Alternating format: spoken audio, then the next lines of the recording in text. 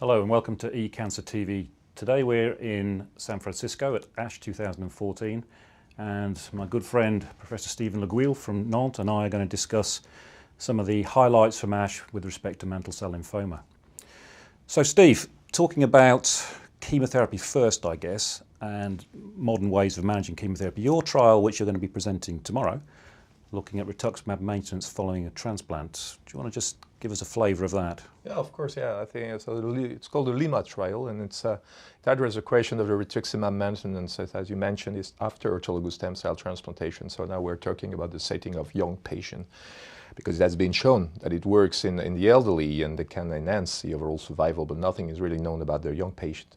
In the trial, what we observe, and this is an interim analysis, so we have to be careful, it's not a final one, but we observe that the Rituximab maintenance can significantly enhance the PFS duration and EFS duration. So it's rather very good result for interim analysis. And so I think there will be a very important point for the future to take into consideration that maintenance, even in the young patient setting, have to be taken up to the patient, I think so. Well, it's 3 years maintenance in your study, isn't it? Yeah, it's one injection every 2 months for a 3 years period. That's correct, yeah. And the other point of the study is the induction treatment. I think that's something we also have to mention. Yeah. Because it's first time that we start a treatment with R-CHOP. R-CHOP is a standard of care in lymphoma, and in the Lima we use RDAP, which is unusual, and we show that after 4 courses of RDHAP, we have the same, at least the same rate of response that after alternative R-CHOP RDHAP. So I think this is the other information that we get from the Lima trial.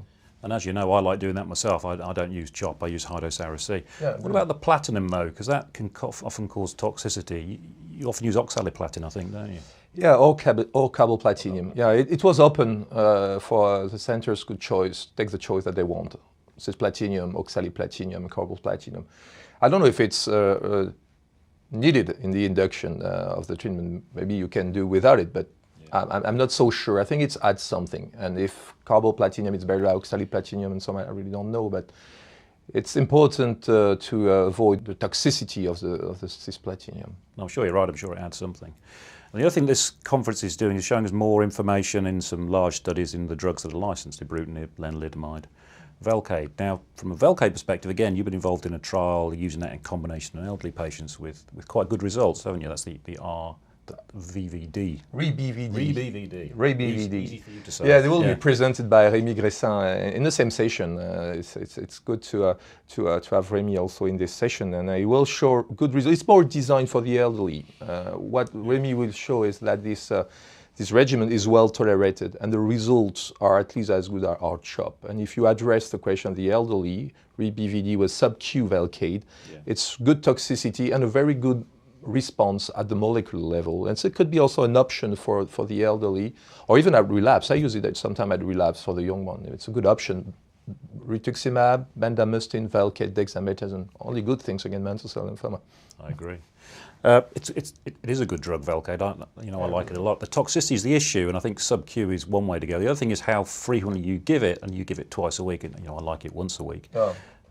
And talk about maintenance, there's a SWOG study being presented here that's got Velcade in a maintenance setting twice a week, which doesn't seem to be that toxic in that regimen. Yeah. But whether that's beneficial compared to Rituximab, who knows? I mean, I suspect that trial won't get done, and Rituximab is probably an easier drug to give, but maintenance is a key thing, I think, for older patients. Yeah, and we know that the NF-kappa pathway play a major role in mantle cells, so Velcade, it works alone, and it can be combined with other chemo. So I think it's a good option. For the SWOG, we need a phase 3. As you know, it's only a phase 2 with an historical comparison, so it's rather difficult to conclude that it should be used up front. And I agree with you when you say that the comparison between Velcade maintenance versus Rituximab maintenance, well, this trial will probably never be done. So it's a shame, but that's the way it is. Yeah.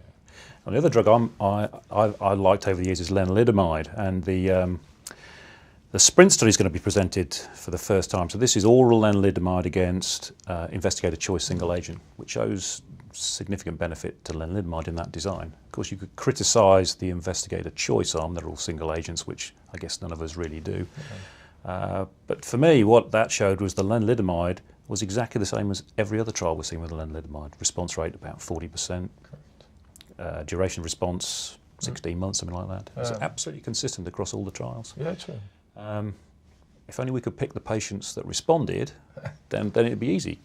Because again, to me, that lends itself to maintenance. I mean, there is a trial going on, of course, which will take a long time to read out, but that's quite a nice approach from a maintenance setting. Yeah, I agree. I think this lenalidomide has a real role to play in this disease. It's an oral drug, it's easy to use, and for the elderly patient, that's a real option. And as you mentioned, in the maintenance, is something easy to do, and it works. The question is who responds, or who will respond to lenalidomide. In my experience, and not only yours, those who respond do it quite fast. Yeah. So if you don't have an answer within 2-3 months after the start of the treatment, I think it's no reasons to go on. And I don't know if you have also this experience. Absolutely agree. 2 cycles, if nothing's happened, it's not going to happen. Right. That's my experience. And the patients that tend to respond are women. I mean, that's what we said in our paper at the British Journal, Hematology. Don't know why. People that have a more indolent behaviour seem to respond a bit better. I know there are patients that do respond who've got blastoid variant, but that's less frequent in my experience. Yeah, I have an experience with blastoid variant, and I was quite impressed by the answer, but it's difficult to, I think it's something you have to try when you already try, unfortunately, all the other treatment options. It's something that makes sense to try lenalidomide, although in combination with rituximab, that's the other option. Which brings us on to R squared, and I guess the revolution that's likely to happen over the next few years is the evolution of chemotherapy-free regimens. And rituximab plus lenalidomide, Revlimid, R squared is clearly the first one. And there's some data at this meeting, R squared up front, which looks very good, isn't it? Yeah. I was quite impressed by where we have this with R square, because it makes sense in follicular lymphoma. I was not so enthusiastic up front or at relapse for R square in mantle cell, but I have to change my mind. The results are interesting and much better than lenalidomide alone. So the CR rate's 52%, I think that's what the abstract says. Right. Of course, we're not seeing the presentation yet.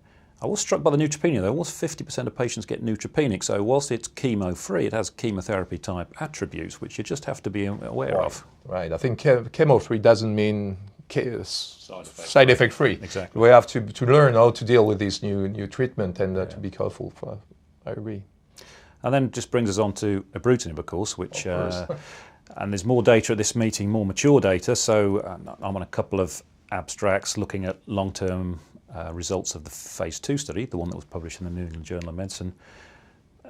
Over 2 years median follow-up now, and a quarter of the patients are still on drug at 2 years, which is really very impressive. And the thing that strikes me is the side effects that are associated with the drug, the infection, diarrhea, fatigue, all fall away after 6 months. So the side effects become less of an issue after 6 months, although bleeding remains constant. And that's always a slight issue with some patients, of course. And there's also data on the SPARK study, which is patients that have failed lenalidomide, that have failed Velcade, single agent, again showing exactly the same data as the phase 2. So it's very consistent.